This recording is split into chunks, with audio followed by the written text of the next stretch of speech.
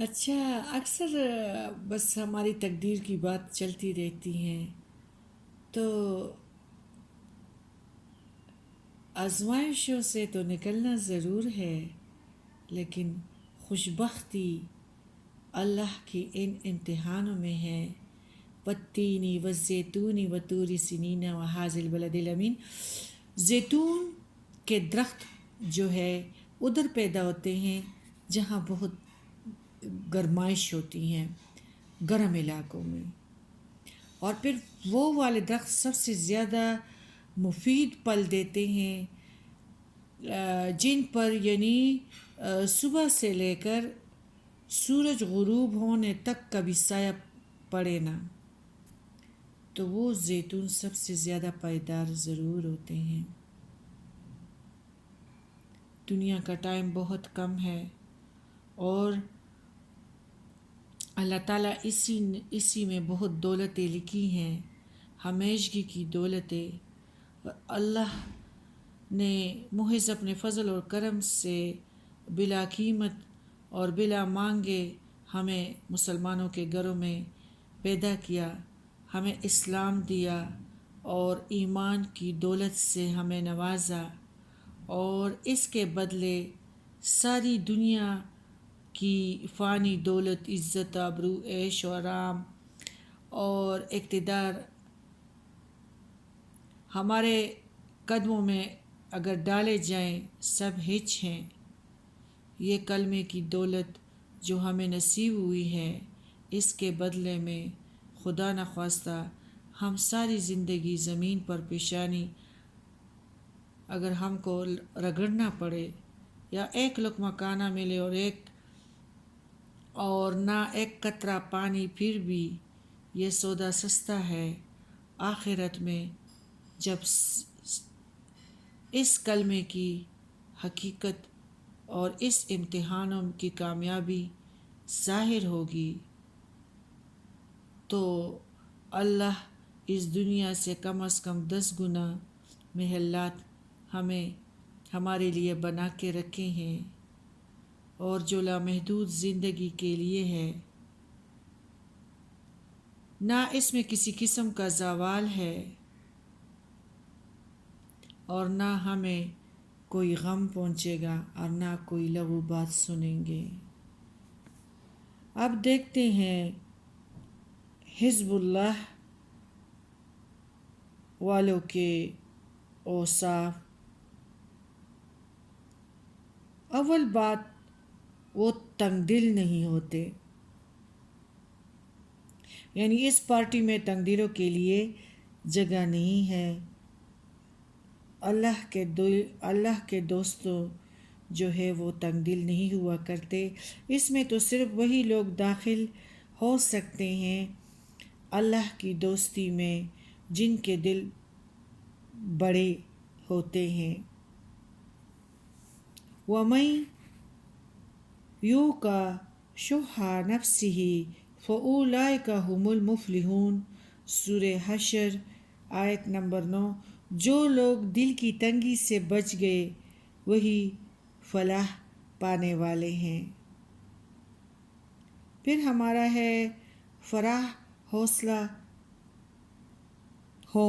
یہاں تو ایسے فراح حوصلہ لوگوں کی ضرورت ہے کہ اگر کسی شخص نے ان کے ساتھ دشمنی بھی کی ہو، ان کو نقصان اور رنج بھی پہنچایا ہو، ان کے دل کے ٹکڑے بھی اڑا دیے ہوں، تب بھی وہ خدا کی خاطر اس کے پیٹ کو روٹی اور اس کے تن کو کپڑے دینے سے انکار نہیں کریں گے، اور اس کی مصیبت کے وقت میں اس کی مدد سے دریغ نہیں کریں گے۔ سورہ نور میں اللہ نے فرمایا ہے وَلَا يَأْتَلِ أُولِي الْفَضْلِ مِنْكُمْ وَالسَّعَةِ أَنْ يُؤْتُوا أُولِي الْقُرْبَى وَالْمَسَاكِينَ وَالْمُهَاجِرِينَ فِي سَبِيلِ اللَّهِ وَلْيَعْفُوا وَلْيَصْفَحُوا أَلَّا تُحِبُّونَ أَن يَغْفِرَ اللَّهُ لَكُمْ وَاللَّهُ غَفُورٌ رَحِيمٌ۔ ہماری سورہ نور کی آیت ہے 22۔ یہ آیات اس موقع پہ نازل ہوئی تھی جب ہمارے حضرت ابوبکر رضی اللہ تعالیٰ عنہ کے ایک عزیز نے، ستہ بن اساسہ نے آپ کی بی بی عائشہ صاحبزادی ام المومنین حضرت عائشہ رضی اللہ تعالیٰ عنہا پر الزام لگانے میں پورا حصہ لیا تھا۔ حضرت ابوبکر رضی اللہ تعالیٰ عنہ نے اس ناروا حرکت سے ناراض ہو کر اس کی مالی مدد بند کر دینے کا ارادہ کیا۔ جب یہ آیت نازل ہوئی تو حضرت ابوبکر رضی اللہ تعالیٰ عنہ کانپ اٹھے اور انہوں نے کہا کہ میں اپنے خدا کی بخشش چاہتا ہوں، اور اس شخص کی پھر مدد شروع کر دی جس نے اس قدر سخت روحانی اذیت ہمارے پیارے نبی کریم صلی اللہ علیہ وآلہ وسلم اور حضرت ابوبکر صدیق رضی اللہ تعالیٰ عنہ کو اور بی بی عائشہ رضی اللہ تعالیٰ عنہ کو پہنچائی تھی۔ باقی اللہ کے دوست اعلیٰ ظرف ہوتے ہیں، یعنی یہاں ان اعلیٰ ظرف لوگوں کی ضرورت ہے جو وہ اللہ تعالیٰ خود فرماتے ہیں سورہ دہر میں آیت نمبر 8 اور 9 میں وَيُطْعِمُونَ الطَّعَامَ عَلَى حُبِّهِ مِسْكِينًا وَيَتِيمًا وَأَسِيرًا إِنَّمَا نُطْعِمُكُمْ لِوَجْهِ اللَّهِ لَا نُرِيدُ مِنْكُمْ جَزَاءً وَلَا شُكُورًا۔ محض اللہ کی محبت میں مسکین اور یتیم اور قیدی کو کھانا کھلاتے ہیں اور کہتے ہیں ہم صرف خدا کے لیے تمہیں کھلا رہے ہیں، تم سے کوئی بدلہ یا شکریہ نہیں چاہتے۔ پھر چوتھے دل پہ ہیں کہ یہ دل جو اللہ کے دوست ہوتے ہیں نا، یہ پاک دل ہوتے ہیں۔ یہاں ان پاک دل والوں کی ضرورت ہے جو خدا کی دی ہوئی دولت میں سے اللہ کی راہ میں بہتر سے بہتر مال چانٹ کر دے۔ اس بارے میں ارشاد ہوا ہے یا ایھا الذین آمنوا انفقوا من طیبات ما کسبتم۔ آپ کو پتہ ہے حلال کی کمائی کا صدقہ اور خیرات اللہ تعالیٰ قبول کرتا ہے، باقی حرام ذریعے سے نہ زکوٰۃ قبول ہے، نہ صدقہ اور نہ خیرات۔ من طیبات پاکیزہ چیزیں، ما کسبتم ومما اخرجنا لکم من الارض ولا تیمموا الخبیث منہ تنفقون۔ سورہ بقرہ 267۔ ہمارے کہ اے ایمان والو، ہمارے اللہ تعالیٰ فرماتے ہیں اے ایمان والو، تم نے جو مال کمائے ہیں اور جو رزق تمہارے لیے ہم نے زمین سے نکالا ہے، اس میں اچھا مال، پاک مال، حلال اللہ کی راہ میں صرف کر دو، برے سے برا چانٹ کر نہ دو۔ تنگ دستی اور غربت میں بھی پھر نمبر پہ یہ بھی آتا ہے کہ اس غربت میں بھی خرچ کرو۔ یہاں ان بڑی ہمت والوں کی ضرورت ہے جو تنگ دستی اور غربت کی حالت میں بھی اپنا پیٹ کاٹ کر اللہ کے دین کی خدمت اور خدا کے بندوں کی مدد میں روپیہ صرف کرنے سے دریغ نہیں کرتے۔ اس بارے میں فرماتے ہیں ہمارے رب العالمین سورہ عمران میں 133 134 میں وَسَارِعُوا إِلَى مَغْفِرَةٍ مِّن رَّبِّكُمْ وَجَنَّةٍ عرضها السماوات والأرض أعدت للمتقين الذين ينفقون في السراء والضراء۔ اپنے پروردگار کی مغفرت اور اس کی جنت کی طرف لپکو جس کی وسعت زمین اور آسمان کے برابر ہے، اور جو تیار کر کے رکھ گئی ہے اور ان پرہیزگاروں کے لیے جو خوشحالی ہے اور تنگحالی دونوں حالتوں میں اللہ کے لیے خرچ کرتے ہیں۔ سورہ بقرہ میں ہے 6 پہ ہے کہ سورہ بقرہ 272 میں تم جو کچھ بھی اللہ کی راہ میں خرچ کرو گے وہ تمہارے لیے بھلائی ہے، جبکہ تم اپنے اس خرچ میں خود اللہ کے سوا اور کی خوشنودی نہیں چاہتے۔ ریاکاری، دنیا کے شاباش پہ خوش ہونا، نہ صرف اللہ کی خوشنودی۔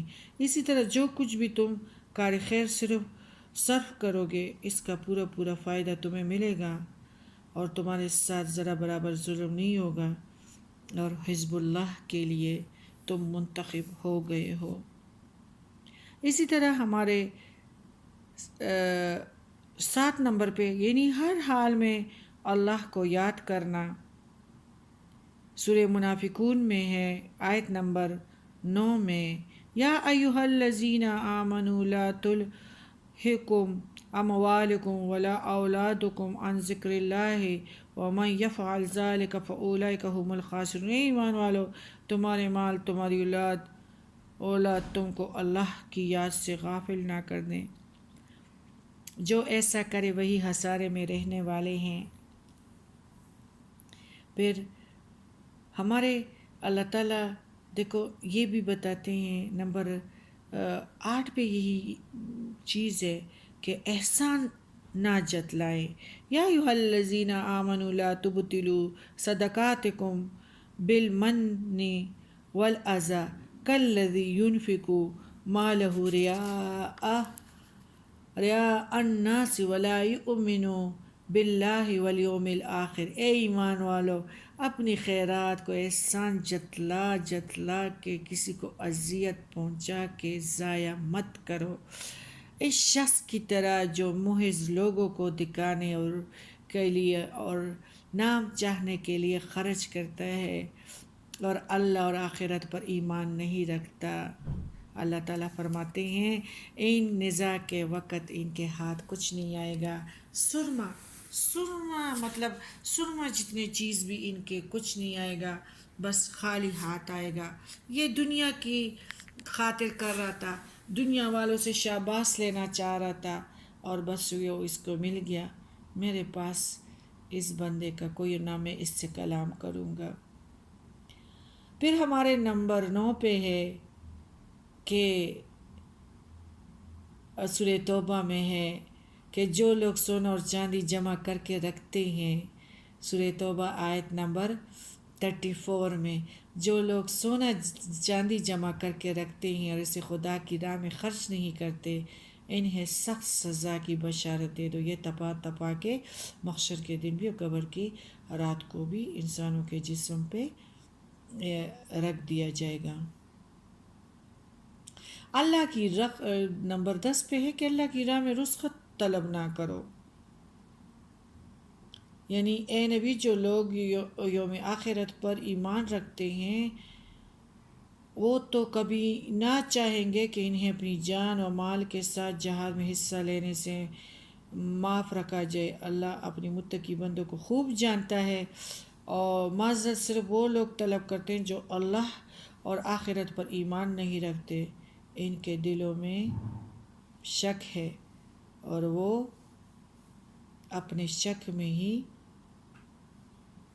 متردد ہو رہی ہیں۔ اللہ کی راہ میں خوشدلی سے اطاعت کرے اور بخیلی سے بچے، اور یہی ہے قسمت والوں کی باتیں کہ وہ بخل ہی نہ کرے۔ اللہ تعالیٰ نے مسلمانوں کو جس چیز نے یعنی جو امتحانات مقرر کیے ہیں، اور جو آخر میں بخل تھا یعنی روپیہ بہانے کے واعظ تو مسلمانوں کو بہت سنائے جا چکے ہیں، تو خرچ کرنے کے بارے میں تو بہت میں نے بہت کچھ بتایا کہ قرآن میں آٹومیٹکلی ہر جگہ پہ ہے خرچ خرچ خرچ کرو۔ اب اس غربت اور افلاس کی حالت میں تو ان کو کمانے اور جمع کرنے کی آواز سنانی چاہیے، مگر انہیں معلوم نہیں یہ چیز جس پر وہ ناک چڑھاتے ہیں دراصل یہی اسلام کی روح ہے، اور مسلمانوں کو جس چیز نے پستی اور ذلت کے گھڑے میں گرایا ہے وہ دراصل اسی روح کی کمی ہے۔ مسلمان اس لیے نہیں گرے کہ اس روح نے ان کو گرا دیا ہے، بلکہ اس لیے گرے ہیں کہ یہ روح ان سے نکل گئی ہے۔